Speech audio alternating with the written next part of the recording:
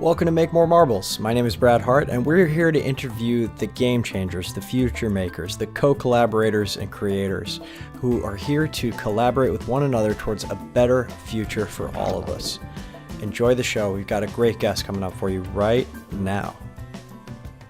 Welcome to Make More Marbles. My name is Brad Hart, and I am thrilled to have Vanessa Horn on the show today. Hello, Vanessa. How are you? My pleasure. Thank you, Brad. And I just want to tell you a little bit about Vanessa because she is a world-shaking, groundbreaking entrepreneur. She's the CEO of Vanessa Horn International, a global business and personal development company and marketing agency. She's a sought-after speaker, business coach, author, and she's just cut out 2 books, I'll Have What She's Having and Profit with Honor. She has an MBA in entrepreneurship and leadership. And over the last 11 years, Vanessa has successfully managed being a mom of 3 boys. Wow, that's good enough in and of itself, while also building and selling several businesses, including building a multi-million-dollar network marketing business and online coaching business. She worked with over 20,000 purpose-driven entrepreneurs to help them build successful businesses working just 4 hours a day. Her expertise is helping you create high-end clients and multiple 6 figures online without having to blog, do social media, have a website, or any of the traditional busy work that most entrepreneurs think that they have to do. She's all about creating big impact and income from a place of grace and ease. She's been featured on national television, radio, and magazines for her work, and she and her husband of 18 years and their sons currently live in North Carolina. Thank you so much for being on the show, Vanessa. We really appreciate you being here. So let's just get it kicked off in the right way. Let's talk a little bit about your backgrounds and kind of how you came to be where you are today. Obviously, we've heard the kind of byline, but what do you think was the main shift or the main aha moment that brought you from the world you were in, like the hero's journey, if you will, to now the world of entrepreneurship? 14 years ago, I was pregnant with my first son, and that pregnancy brought me out of any cocoon of safety that I felt like I had to pursue, out of any kind of experience of feeling like I need to hold on to my corporate check because I was working in Fortune 500 companies straight out of my MBA. But having that son growing in my belly, I said, I want to have the flexibility to be home with him. Now, prior to that, my husband had been the one who was a risk taker. He was the one who had been pursuing multiple dreams. I think actually in our first 13 years of marriage, he had tried like 12 different things. And I was like, no, thank you very much. I'll hold on to my check over here, except when I had my son. And I was so desperate to be able to have the time flexibility, but also being the breadwinner in our family, I had to be smart. I couldn't afford to make the wrong move. And it ended up being the catalyst for me being able to be courageous. But since then, as shared in the bio, I've built and sold multiple businesses and have learned many, many lessons along the way in that journey. And one of my biggest beliefs about entrepreneurship is it is the premier personal development classroom. It will stir up all your business, all your internal business on your path to building a business, because it's so common for us as entrepreneurs to take the journey personally. When things go wrong, we think, what's wrong with me? What am I not getting? When we face challenges, we think they're personal. And the thing about it is being an entrepreneur takes an immense amount of emotional fortitude. And I've faced that some lessons over and over and over when I've thought like, oh, check, move on. I've learned that lesson. It repeats itself and comes in a different form for me to go deeper in my own personal development and growth. I love that. And I always love listening to the things that people say as a function of what they must believe in order to say it. And I actually have a little note card here that I keep on my wall. I'll just peel it off just to make this quick point is like, these are the 5 agreements, right? That started with the 4 agreements, and then Don Miguel Ruiz's son wrote the 5th agreement. And one of them is to never take anything personally. And that's one of the things that you said that I really loved and I appreciate, because ultimately we're all here to learn, we're here to grow. And in this life, like, what do we really own here, right? We can make up a story about how this is all ours, but it's going to be gone the second we pass away. And, maybe there's legacy in other generations, but really we have a very temporal, small existence here. We can do what we do. We can shuffle the sand as we shuffle it. We can leave behind the legacy we leave. But at the end of the day, you really can't take it personally if things don't work out, because maybe bigger and better things are opening up for it. And I know you have a million experiences like that. I sure do. Well, and the thing that I believe also when you're talking about these guiding principles or these agreements is that unfortunately, along the path, many of us entrepreneurs believe that some destination is going to hold what we want most. Oh, when I make fill in the blank, Rockefeller, when asked how much do you need to make, he said one more dollar. That's most of Mm. us. It's the next goal. If we're at six figures, we want to do multiple six figures. If we're that, we want 1 million, we want 5 million, we want 10 million, like one more next threshold. Why? Because in our minds, it embodies a something that we believe that we'll be able to enjoy once we finally get there. For me, the illusion was once I finally achieved a ethereal number of success, whatever that was. One of my businesses, our most successful business, it did multiple millions a year. And even then, I was not experiencing what I wanted most, which was grace and ease and leisure. Grace and ease and leisure. And I'll tell you, I just want to tell this personal story because what I've learned in this last, and we can dive into it further if you want, but in the last 9 months, I had recovered from a severe adrenal exhaustion, which really had me dive in deeper to evaluate, okay, what are you chasing after, Vanessa? And it's not like I haven't experienced burnout in the past. I have. It's why it's the basis of so much of my work. But this was a new threshold for me. And it's funny because I was at a yoga class and this gal, because I enrolled in yoga because I was trying to heal from my adrenal exhaustion and I had pared back so many of my commitments and I was so much more mindful of personal care. And this gal in the yoga class, I overheard her and she was telling the other gal, yeah, I don't really have anything to do today. I think I'm going to run to Harris Teeter and I got lunch with the girls, but just call me. And she got in her Range Rover and her fit body, and it was like this illusion, like to me, being very vulnerable, like to me that was kind of like, oh, like that's what I somehow believed that my life once I got to some achievement level would allow me the flexibility to do that. Lunch with the girlfriends, no, don't really have anything. But what I realized was it was an illusion. And I stopped for a moment and I'm like, wait, I'm here in my yoga class. Today I've structured my day in my business because I only want to work 4 hours a day. So I've done that. I've made a commitment to being present with my kids. I've made a commitment to wherever I am to be fully present there.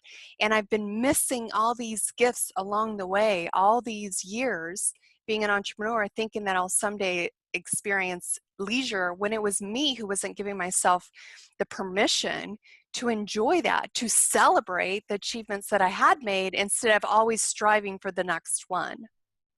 I love that, Vanessa. You basically hit on the key point is like enjoy the journey, and you're the jailer and you have the key to get yourself out of jail. It's an amazing thing. So you hit on a few really key points, and I want to kind of pull on some of these threads, to unravel the Sure. sweater and get to the naked truth, if you will, to use a terrible metaphor. But you mentioned the sense of more, right? Just another dollar, which is like growth without contribution, essentially. And growth without the contribution would be like the motto of cancer, right? There's no reason for all this growth. We're just taking out more resources for no particular reason. How did you shift from that to now being purpose driven? Because I've had a similar experience in my own life, but I think it would be really great. They're probably tired of hearing me talk about it, but what was like that real shift? It was like, okay, I have all this money, and for whatever reason it wasn't serving, or whatever reason it felt compulsive or addictive. And then how did you make that transition into that purpose driven life, or that life of grace, ease, and leisure that you were talking about?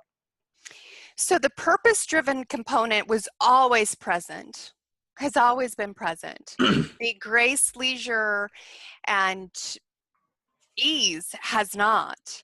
So but I think that there's something super important for us to recognize for some of us who are entrepreneurs and have this archetype of building success, building achievement. So for me, it was driven by wanting to make a contribution. So I've always been driven to make a difference in other people's lives with my work.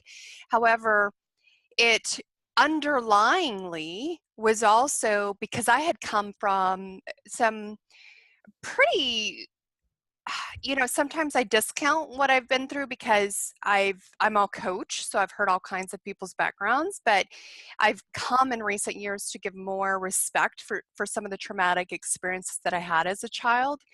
But with that, there was some of my own survival that was at risk. And financially, I mean, my mom is from Brazil. My dad and her met as hippies and were on this mission to travel the world on a spiritual pilgrimage, early 70s, right? So here I was born to them. I was actually born when they were in India visiting the Dalai Lama. And I it wasn't because I had an abundance of money that was giving them the funds to travel this. They were just like, as entrepreneurs, making it work to afford their spiritual pilgrimage. Okay. And so what they would do is they would go to a country and maybe sell jewelry, or go to a country and buy the cars of Europeans that were leaving and then selling them to people, Americans coming, and they had different entrepreneurial things that they would do to be able to continue to afford their journey. And as a child, we went through some really, I mean, living on dirt floors in third world countries with no windows, and home births for all five of us kids, and experiencing depths of like real hunger, and just our safety being at risk. And so as a child, that was traumatic to my nervous system. That was traumatic to me to say, okay, I'm going to make something different in my life. And although I experienced an amazing experience seeing on different parts of the world, there were parts that were shocking, that I didn't actually be able to heal until I was an adult, experiencing the depths of it. But when I went into anything in my career, it was purpose driven. And what I've experienced along the way is recognizing so much of what I was striving for, the success, the achievements, the just one more dollar in my bank account and I will feel secure, were to try to compensate for some of those emotions that I felt as a child. And it wasn't until I went to the depths of feeling the pain of those emotions and realizing, like, your survival is not at question, Vanessa. You are going to make it. You don't have to fear the future. That it allowed me to really embrace that I could create success from grace and ease, and that instead of a constant striving, subconscious, it wasn't even my conscious, drive to secure myself or even to receive accolades and success to affirm my value in the world. And so when I was able to strip away all these other reasons that were driving my success, and now be able to say, you know what, there's a message that wants to pour through me to serve others. There's a body of work that I can do to serve others. There's skill sets that I have that can serve others. And now that I'm embracing grace and ease while also building a business, it gives me the freedom to say no to clients I don't want to. It allows me to say no to things that I gauge. How much energy does it take to do that? I don't no longer have to feel like I'm helping people. I have to say yes to every opportunity to help people, to validate that I am helping people. And so it just helps me be wiser about the choices that I'm making instead of allowing my subconscious to be driving what I'm doing. Does that make sense? It makes a lot of sense, Vanessa. And you hit on something I think is insidious in the entrepreneurial community. And there's a lot of really, um, a lot of leadership voices talking about the hustle and respecting, that and all that. And I think that's a part of it, right? I think that hustling is a really valuable tool.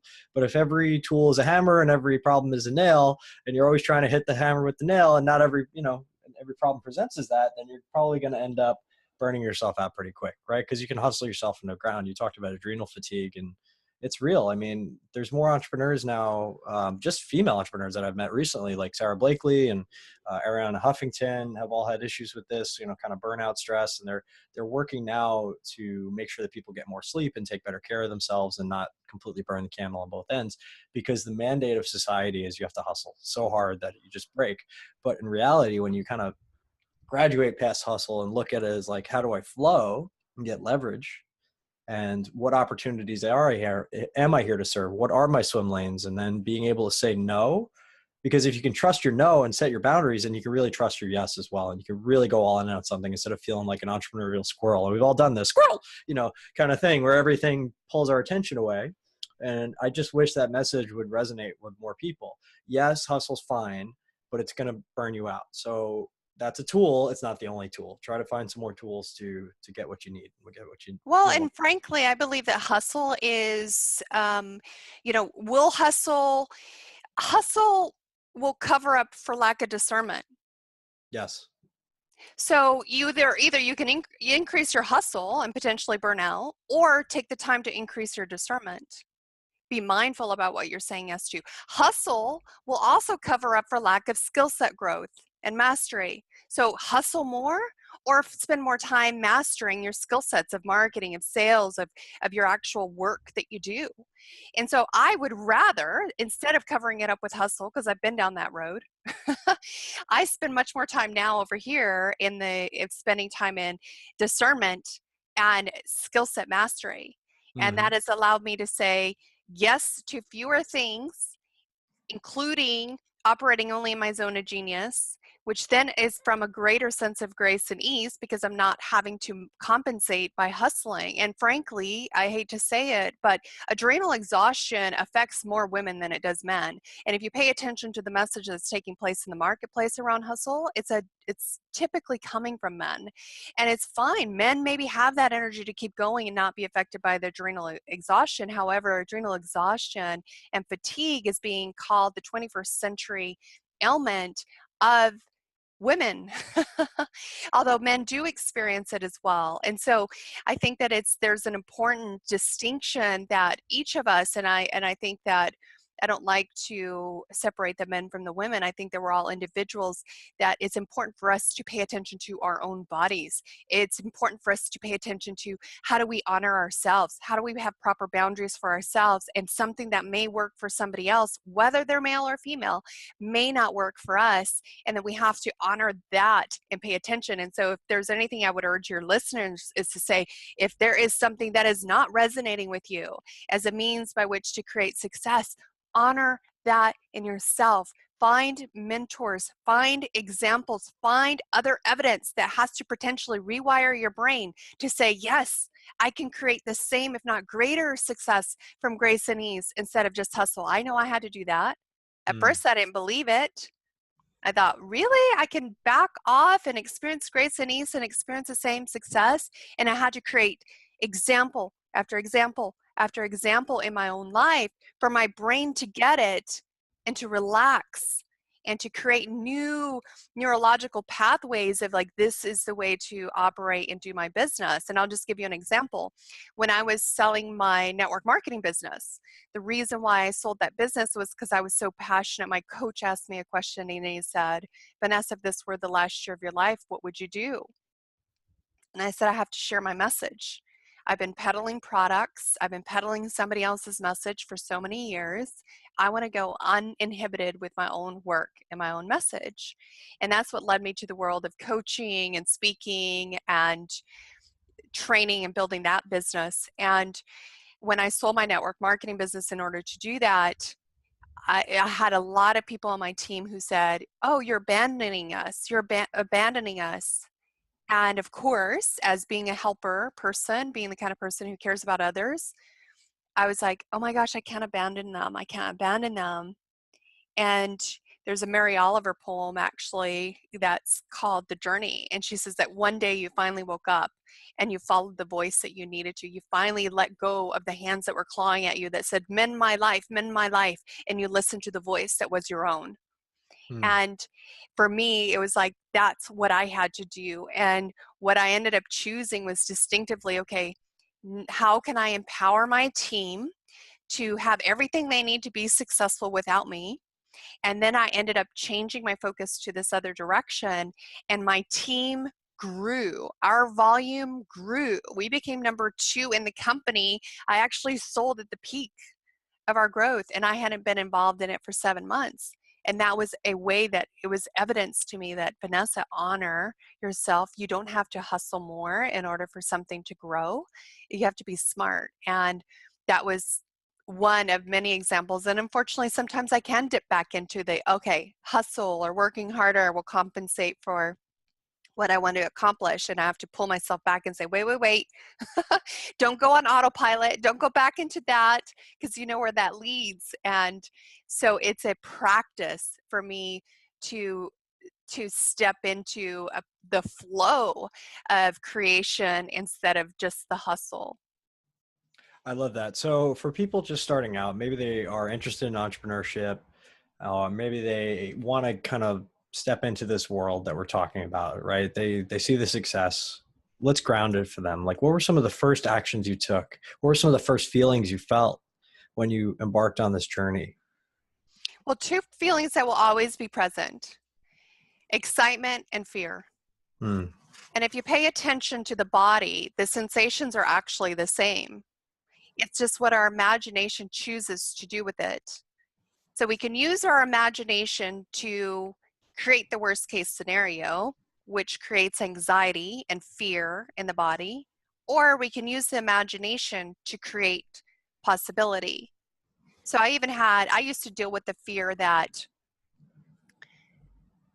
I could lose it all, because I was like an all-in kind of a person. So I took all of our savings of 5 years of us being dual income, no kids. We'd saved one income for 5 years. I took all that savings and put it into our entrepreneurial ventures.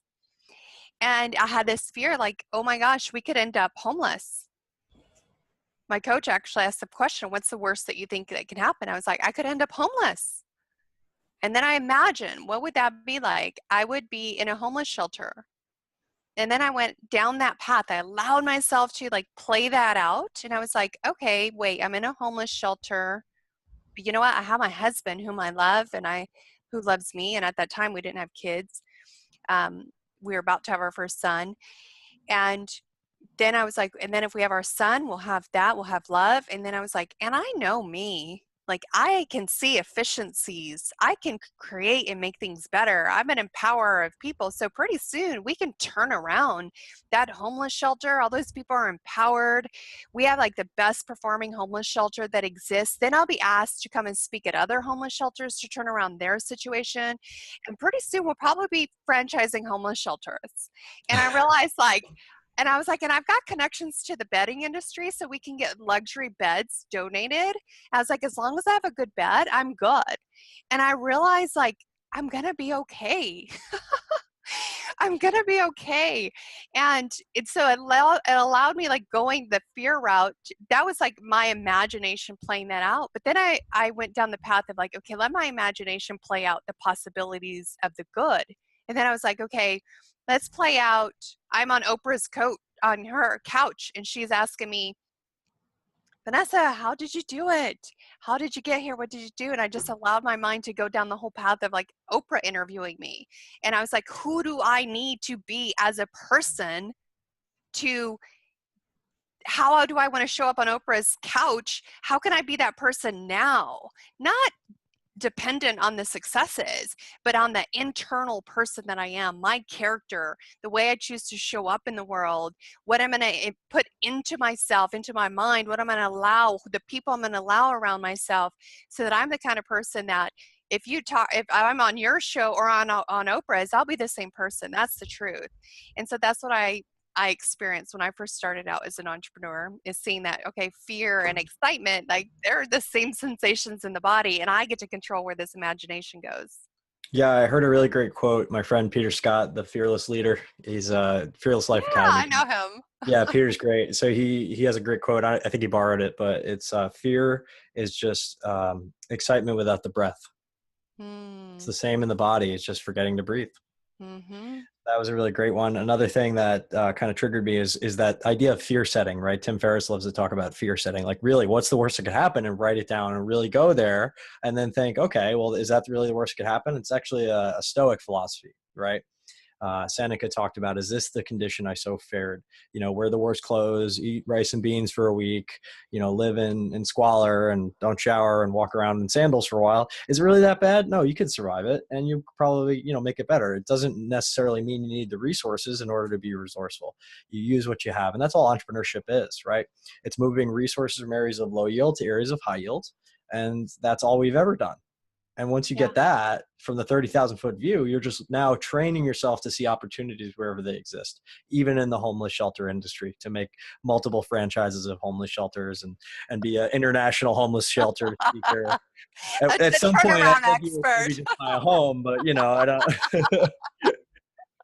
that's just me. Well, But but I'll give you an example what happened last fall, because it had took me to a new depth of this fear that I did not even realize was in my subconscious, which is that, I was, if you would have asked me last fall before my adrenal exhaustion um, hit me, what was my biggest fear? And we were on a very upward trajectory in our business. And I was afraid that when I got sick, that I wouldn't have enough money to pay my team.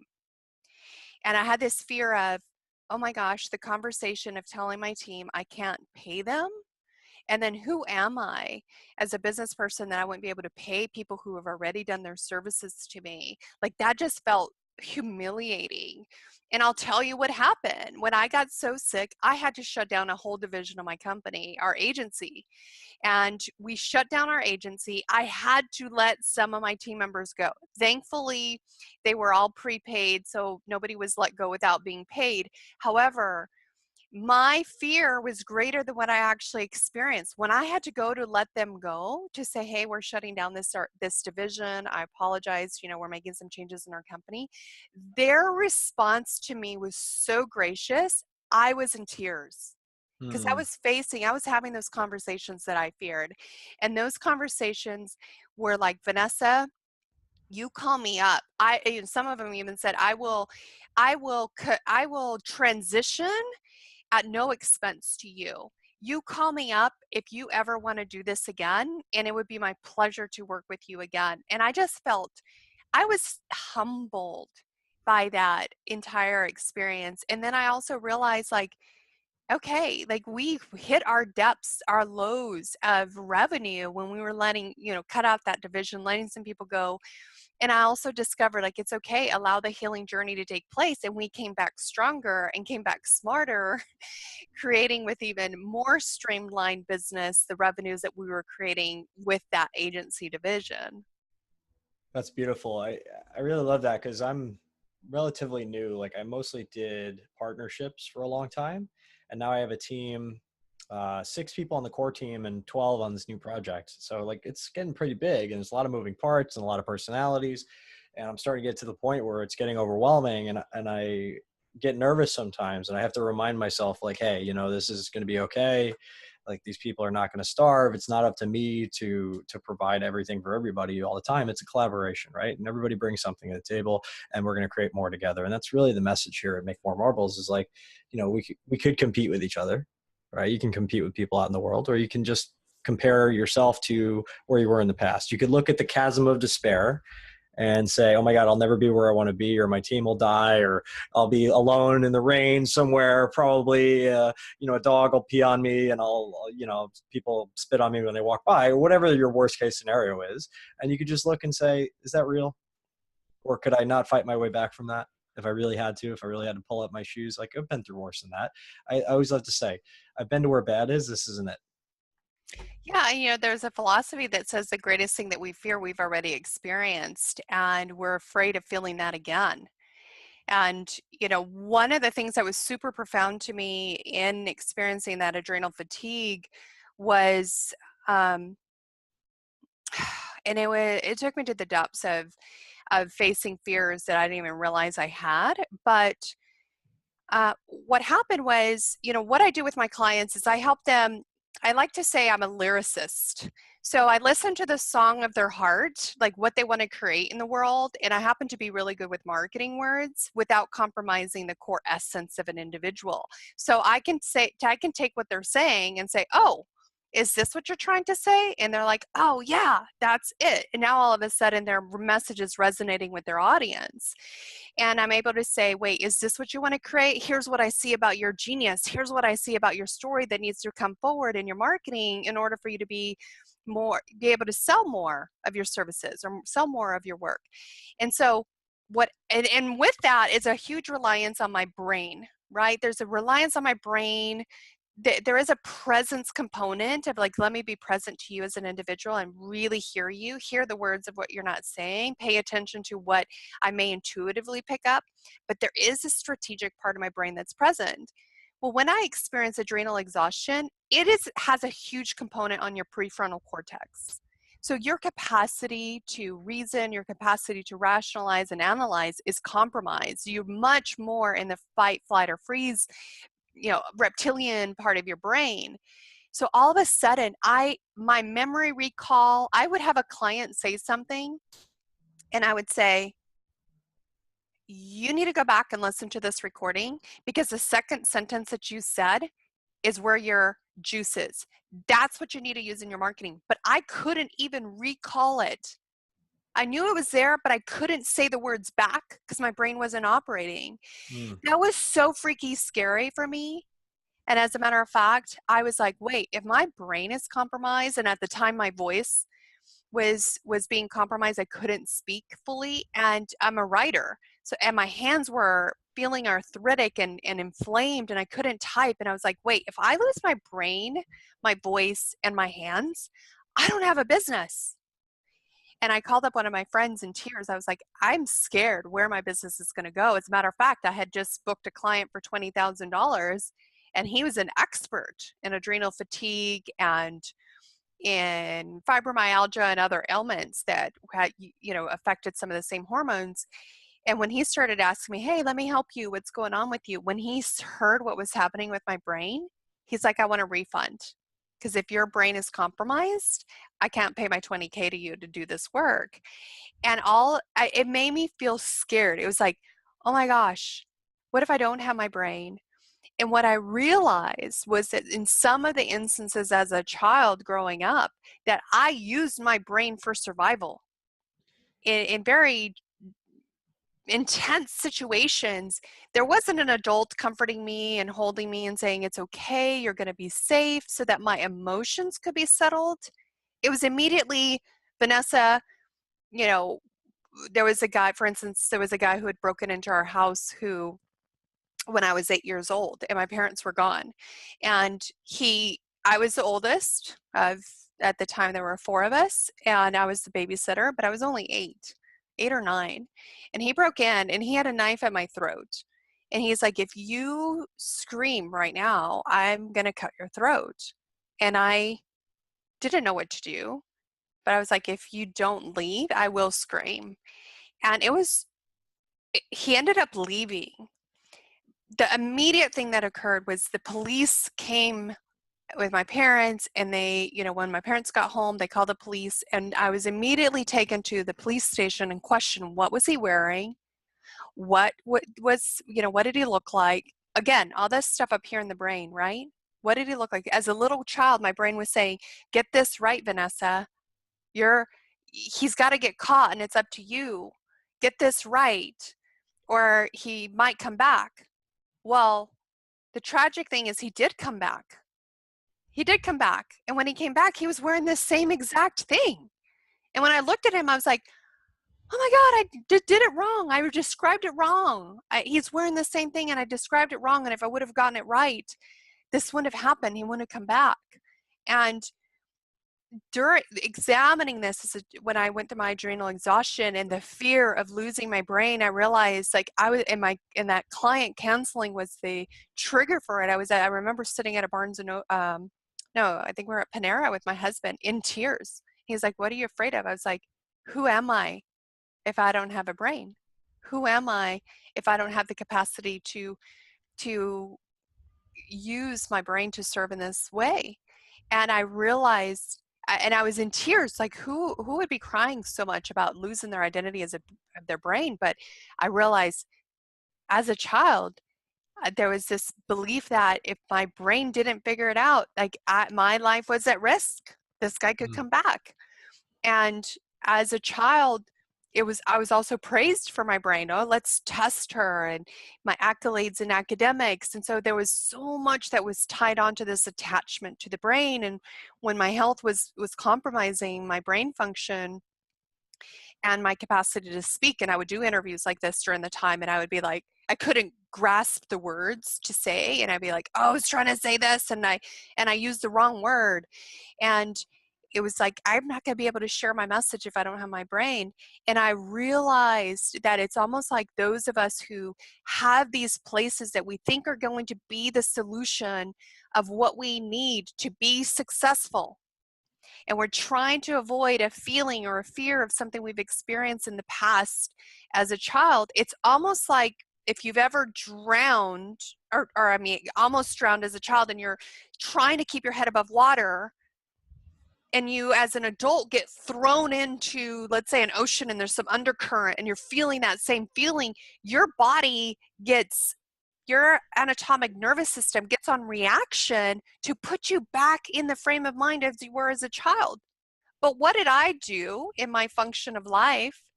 I created life rafts, lifesavers of intelligence, of success, of achievement, of, all those were my life rafts to ensure I wouldn't drown. And now when I was getting sick and they were no longer there to be grasped for me, I had to realize, like, Vanessa, relax, feel the depth of this fear and this emotion, and realize you're going to be okay. Relax and float on your back.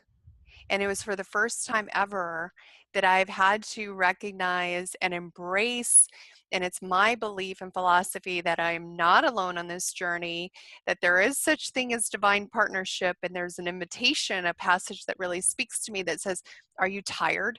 Are you worn out? Are you burned out? And the invitation is, come with me, work with me, see how I do it. Learn the unforced rhythms of grace. I won't lay anything on you that is ill-fitting. Come with me and you'll learn how to live freely and lightly. And so I constantly am praying and asking for wisdom and saying, how can I get insights that I may not have otherwise seen, and that my capacities of brain and voice and hands are not all that I have accessible to me if I'll be present and still myself and not be afraid of the fears. It opens up solutions that I never saw before. It Mm. opens up insights that I never saw before. It opens up breakthroughs that I never saw before. It opens up connection to my heart that I never had before. Connection to my heart connects to my audience. Connection to my heart creates greater sales. And so I embraced that. And I have to say that it was, although it felt super scary at the time, it was one of the greatest gifts that I have received along this entrepreneurial journey, was going through those steps and coming out on the other side of healing some of those subconscious fears that I'd had no idea were playing below the surface until I saw them starting to be taken away. And as a matter of fact, one of my girlfriends, she said, I called her up and I said, what if I lose my brain, my voice, my hands? Like, I won't have a business. And she goes, whoa, whoa, whoa, whoa, whoa. Stop. Did you just listen to yourself, Vanessa? And I said, what? She goes, you didn't even name your heart. Maybe everything else is shutting down, so you'll listen to your heart.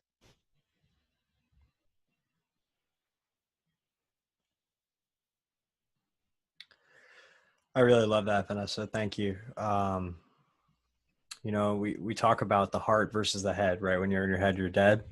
Having more capacity than you could ever imagine. It almost becomes this vessel through which that divine magic can flow. Those things that you could never have the answer to at that time. And only when you can step back and stop forcing and just allow and stop resisting and just kind of let it flow, that's when life opens up to you. You have the right answer. You have what you needed all along. And life had to give you a really hard lesson. It had to give you a truck full of bricks, if you will, to use a metaphor from my own life, to really see that. So I'm sure there are other people listening at home that are either on the verge of adrenal fatigue or struggling with it and may not even know it. What are some of the more like practical signs that you say, okay, this is what's going on with my body? And then what are some, one, two, three, four steps that people can use to change their diet, their exercise, their sleep habits, maybe cutting out caffeine or what have you? What is really shifted for you besides just taking more time to flow and be in grace? So I'm a huge believer of the connection that we're all spirit, mind, body, emotion, all of it, integral beings. And so when I give the solutions, it'll be mindful of that. But I'll give you just some of the warning signs that I had no idea were buildup of adrenal exhaustion. And it's not something that happens immediately. It's built up over time. So some of the warning signs is most people, it begins as a digestive issue. So you might have, IBS, or you might not fully process foods. I became like dairy intolerant. I never had been dairy intolerant. I was waking up at 3 in the morning, couldn't go back to sleep. This short-term memory component was being compromised. I was feeling in a state of anxiety and overwhelm way more often than I used to be in the past. I would actually have little seasons of like I didn't want to get out of bed. Like the very work that inspires me and that was what I lived for. I remember just being like, can I just check out? Like, can nobody in the world need me today? And can I just do a Netflix binge and nobody call me or email me or need me? I need a break. Like those were warning signs that I ignored along the way. And what actually, when I came crashing down, I mean, I couldn't even get out of bed. Like going to the grocery store was 4 tasks and I had to only choose one. It was either go into the store, bringing the groceries in from the car, putting them away. Like there were multiple steps in the process and I didn't have enough energy for all of them, or writing out the list was the fourth. And so it's like, I couldn't do all of them, or put the laundry in the laundry, but God forbid I didn't have enough energy to switch it over to put it into the dryer or take it out and fold it or put it away. I only had enough energy for one of those things. And so, and like I said, the brain and the voice and the hands were compromised. So the things that I would say to anybody, oh my gosh, especially overachievers like us who are entrepreneurs, like there's a certain archetype of individuals that are successful in business. And I think it's part of why at the beginning of our conversation, we latch onto this hustle, because we have the capacity to do that, where we are resilient through what we've been through. We drive, we get up and do it again and again and again, and we don't heed those warning signs. And so for me, it's a matter of pacing. So for instance, with my girlfriends in a mastermind that we've met in for 5 years, I said, okay, here are my goals for the year. Now I'm going to cut them in half. Now I'm going to cut them in half. Because we overestimate what we can accomplish in a year and we underestimate what we can accomplish in 10 years. And so I've learned that I will get it done. It doesn't all have to be this year or this quarter. Let me pace myself out. All my books don't have to be written this year. All my programs don't have to be launched this year. All the stages I'm going to speak on don't have to be this year.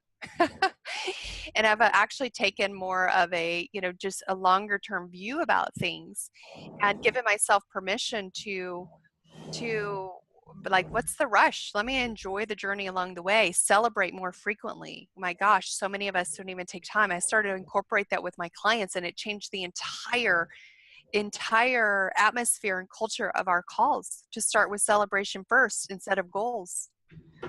Now, practical things I highly, highly recommend, because what's at the core of any illness is inflammation. What's changed my life is cutting out gluten, dairy, sugar, caffeine, alcohol. So I cut out all of those for 3 months and all of my digestive issues went away. My adrenal fatigue healed within 6 months. But even today, I cut those things out. Caffeine, at that point I was up to 4 cups a day. But caffeine actually causes stress to our adrenals and can disrupt our hormones. And so cutting out caffeine, even though most people live on it, I cut it out.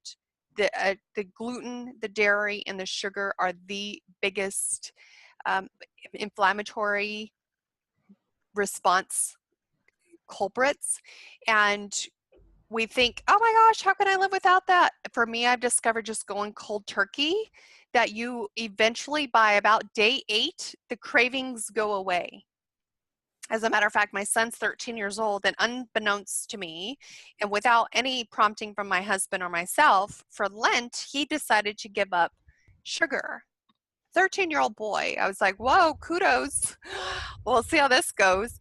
And he's like, Mom, I have, like, there's cupcakes at school, there's cake at school. I have no cravings. So it made me realize, like, this is no matter the age, like, it's a real thing that cocaine, like, is not as addictive to our brains as sugar is. So I Mm. say remove those from your life. And there's so much pushing for, like, get good sleep. But I know when I was in the middle of that, I would wake up at 1 or 3 and couldn't go back to sleep. And I was like, I will do anything to sleep well. I didn't want to get addicted to sleeping pills. So I didn't take any sleeping pills, but I did take like natural herbs and stuff. But it seemed like nothing worked until I got my blood sugar regulated. I got my digestive system. You know, at the core is your digestion, your blood sugar, and then adrenals are actually triggered by each of those. And so sometimes we're told, you know, give a priority to sleep. But the thing is that we are desperately wanting sleep, but we can't seem to get it no matter what. Well, I started to turn off my phone and any electronics an hour before bedtime. I had a nighttime ritual to calm down. I would do a daily bath that include Epsom salts, which is magnesium, which is one of the substances that our body needs the most. It contributes to good sleep. It actually helps us absorb the other nutrients from our foods. Um, so I incorporate a daily bath that I still do. I incorporate a daily meditation, whether it is from my yoga class or whether it's from an app called Headspace that I encourage people to do. And you talked about breath. The difference between fear and excitement is just the breath is missing. We don't give credence and value to our breath. And our breath is actually, it's a way that we detach from our bodies by not breathing into our full diaphragm. And there's so much healing by allowing that full oxygenation that can take place by getting full breaths in and out. And that can actually create positive responses into our brain as well.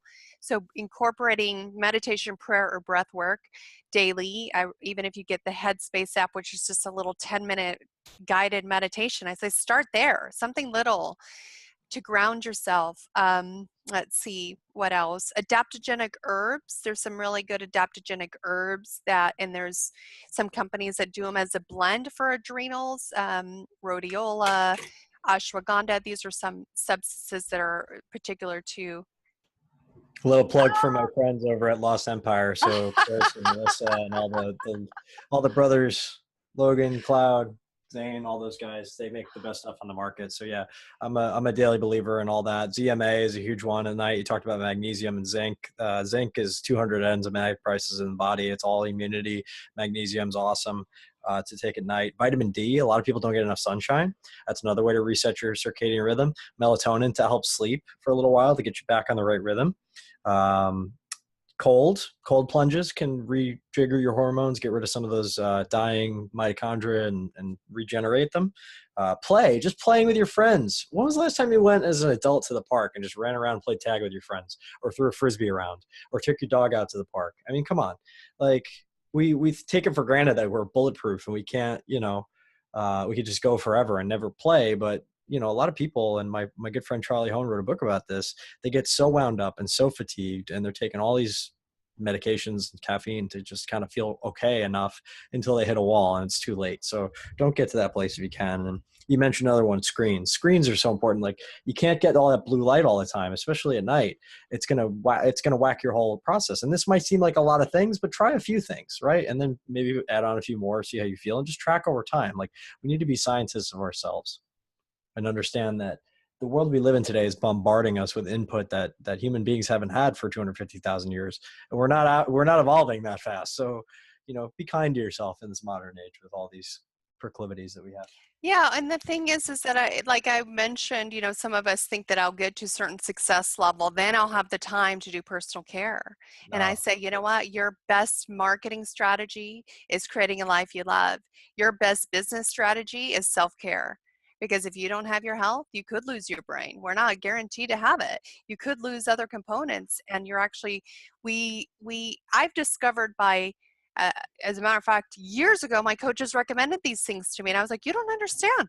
I'm a mom of 3 kids. I got a Yeah. husband. I got friends. I got run a business, multiple businesses. Sometimes I go, I don't have time to have a plant and nurture it as a reminder to nurture myself. I'm going to kill that plant.